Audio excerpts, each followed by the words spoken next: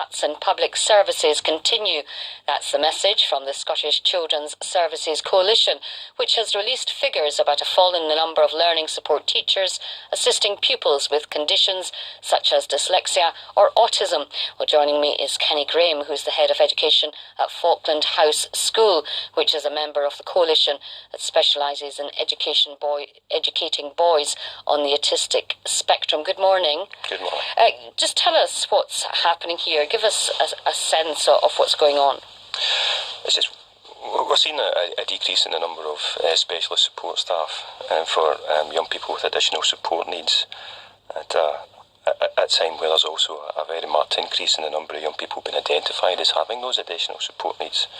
Since 2013, there's been a 16% increase in the number of young people who have an additional support need. So it's now a situation where we have 22.5% of all pupils in Scottish schools who have some form of additional support. And is this happening across the country, or does it vary from council area to council area?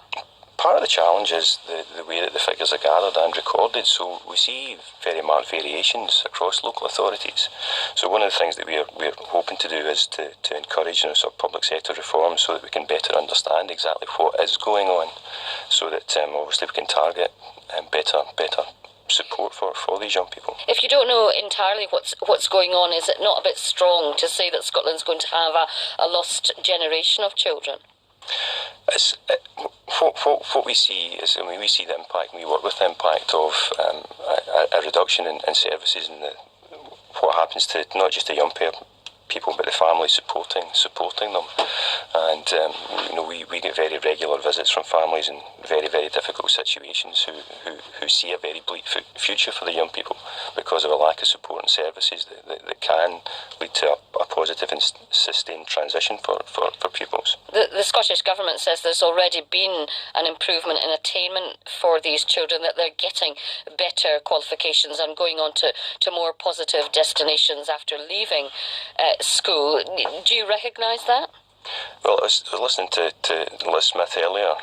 She was discussing, the challenges that have been faced and, criticisms in relation to awarding agencies and, education services generally. So where the figures that are coming from that suggest that actually everything's moving in the right direction in relation to attainment and particularly positive transitions and outcomes, I'm unclear about where that information comes from. You're talking about a cut in additional support staff. Could it not be the case that supporting these children on the autistic spectrum or with dyslexia is coming from elsewhere and it's not necessarily being channelled through these additional support staff? That's a possibility. I can't deny that, but certainly not the experience that we have. Yeah. In relation to that. Who are you appealing to, and what do you want then? It's just, we know that we've come through a difficult period in public sector finance, and we know that that's only going to continue following the autumn statement. So what we're urging Scottish Government and the 32 local authorities that we wrote to is just to try and protect the most vulnerable children from further cuts. And actually to protect and indeed increase services for these most vulnerable children. And you said there's been a big increase, was it 16%, you said, who need these additional services? Is it the case that we're getting better at identifying these children who do need additional support? I think that's part of the challenge. As I said earlier, that there are great variations across local authorities in relation to the numbers, so we definitely need to get better at understanding the figures and finding ways that we can understand that better so that we can therefore target more effectively supports that we do put in place. So we're not suggesting that the answer to all of these problems is purely financial, but we would like better engagement from local authorities with independent and third sector organisations that can better target support and understand the services that are required and try and do that in a more efficient and more constructive way. Well, thank you for joining us this morning. Kenny Graham there, Head of Education at Falkland House School. The time now, 8